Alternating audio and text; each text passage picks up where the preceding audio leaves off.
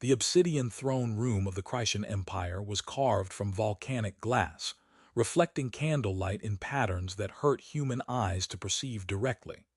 The Christian were one of the galaxy's most feared species, not through military might, but through appearance. Evolution on a world of volcanic activity and toxic atmospheres had shaped them into beings other species found viscerally disturbing.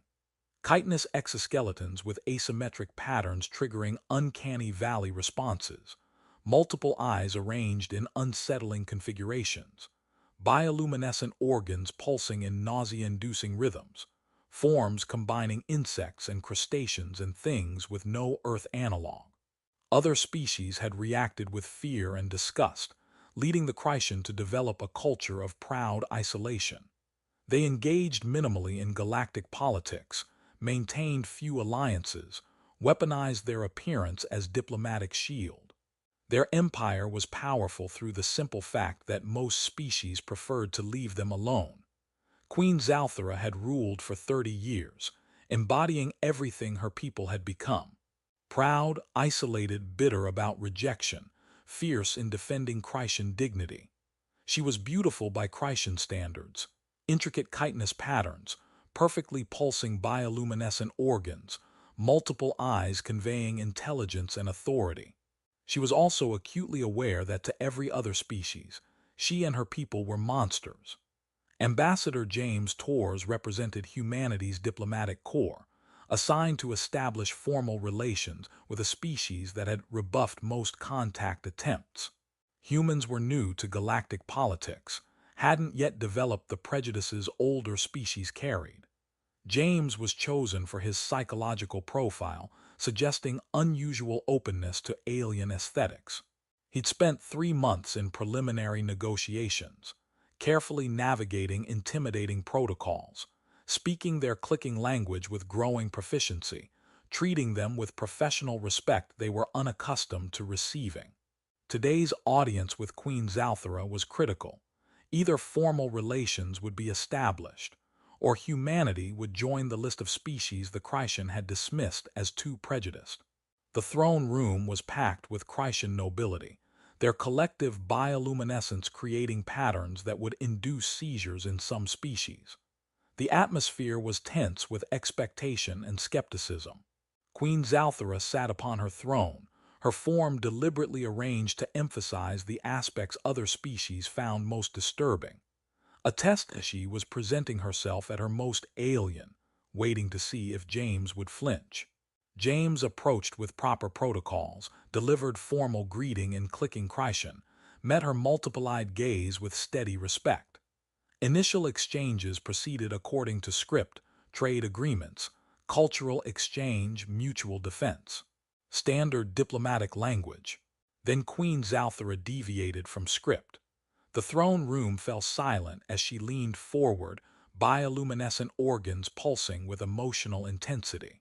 Her voice carried vulnerability utterly at odds with her fearsome appearance. Ambassador Torres, before we proceed, I must ask something directly.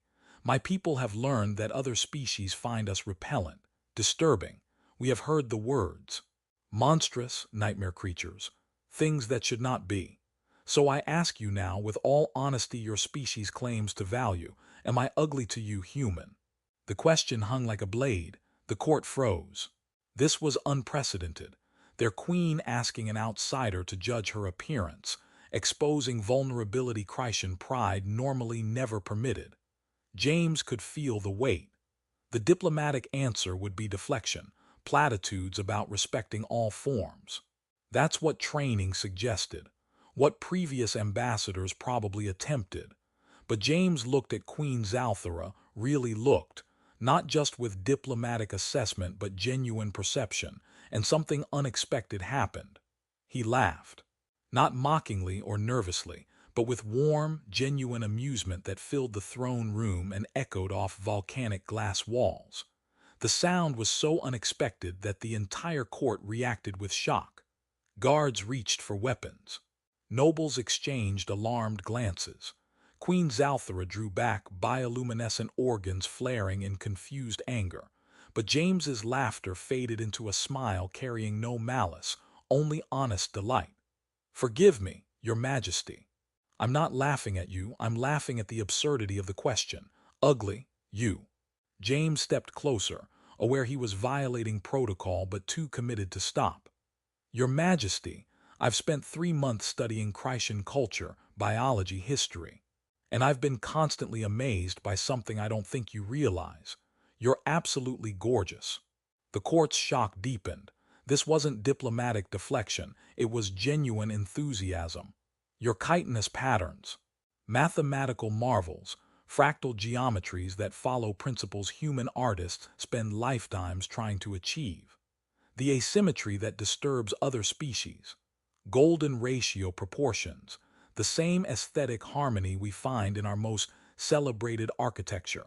Your bioluminescent organs, they pulse in Fibonacci sequences, patterns we associate with natural beauty, with seashells and galaxies and flower petals. He gestured to encompass her form. Your multiple eyes optimize visual processing in ways our neuroscientists study with envy. Your exoskeleton reflects light in patterns that create natural art with every movement.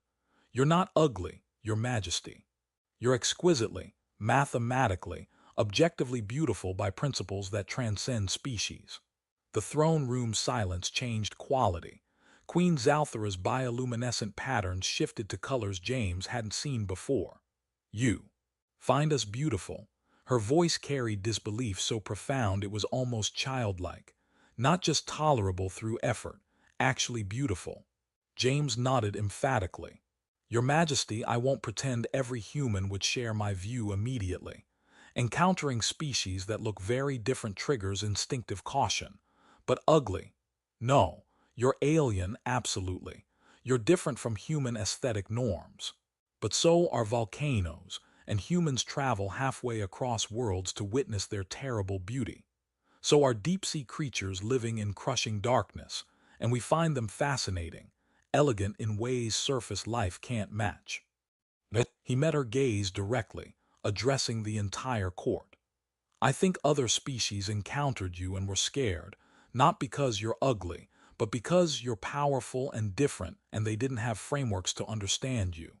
So they called you monsters because monster is easier than admitting I don't understand this, and it intimidates me.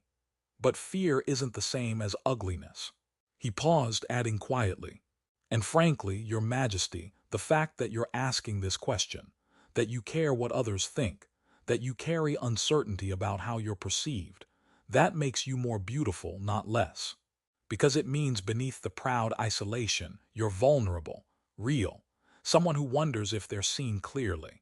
The throne room erupted, not with anger but with something unexpected. Christian laughter, clicking, resonant, utterly alien but unmistakably joyous. Nobles exchanged glances, bioluminescent patterns pulsing in rhythms indicating profound emotional release. Queen Zalthara was laughing too, her multiple eyes focused entirely on James, her form relaxing from defensive posture into genuine comfort. You truly see us, she said when laughter subsided, voice carrying wonder. Not with diplomatic courtesy or forced tolerance, but actual perception. You found beauty where everyone else saw nightmare. She descended from her throne, causing gasps, as queens didn't descend for anyone. She approached until close enough that James could see his reflection in her chitinous plating, multiplied by compound eyes into infinite versions. Ambassador Tours, you have done something no diplomat has managed in 3 centuries. You have made us feel seen, not feared, not tolerated, not pitied, seen. Her organs pulsed in patterns of profound gratitude. You have built a bridge between my people and the galaxy, not through treaties but through the simple courage to look at us without flinching and say you are beautiful. That is worth more than any protocol. What followed transformed everything. Negotiations resumed with different character, genuine curiosity and mutual respect. Trade agreements reached quickly. Cultural exchanges enthusiastically planned. Queen Zalthara made unprecedented announcement. The Christian Empire would open borders to human researchers, artists, scientists. For too long, we have hidden. she declared. We have weaponized others' fear. But Ambassador Tours has shown us that isolation born from hurt pride is not strength. True strength is allowing ourselves to be known, trusting that those with eyes to see will find beauty rather than horror. The story spread across the galaxy. The human ambassador who laughed when asked if the Christian queen was ugly, who spoke with such genuine enthusiasm about mathematical beauty that centuries of defensive isolation cracked open. 6 months later, James prepared to return to Earth. Queen Zalthara held a farewell ceremony in the same throne room where everything changed. You came as ambassador, she told him, but became something more precious. The first to see us clearly in 3 centuries. You reminded us that we are beautiful, not despite our differences, but because of them. She presented a gift, Christian art, chitinous patterns in fractal geometries capturing light in ways human art never achieved. Take this and let it remind your people that beauty exists in unexpected forms. That difference is not diminishment, and that sometimes the most important diplomatic tool is simply willingness to see clearly and speak honestly. That James accepted with genuine emotion. Your Majesty, you taught me something too. That vulnerability takes more courage than pride, that asking, "Am I ugly to you?" requires more strength than pretending not to care. Thank you for trusting me with that question. As he prepared to leave, younger Christian approached, many for the first time interacting with aliens without defensive posturing. They asked about human art, what he found beautiful, whether others might see them as he did. James answered each question with patience and enthusiasm, planting seeds of connection that would grow long after he was gone. Aboard his transport, looking back at the volcanic world, James thought about the question that changed everything and his answer. The laughter misunderstood for a moment before becoming the key that opened centuries of isolation. Sometimes the most important diplomatic breakthroughs don't happen through treaties or compromises. Sometimes they happen because someone has courage to ask a vulnerable question, and someone else has courage to answer with unexpected honesty. Because true beauty isn't about conforming to familiar patterns. It's about seeing clearly without blinders of fear.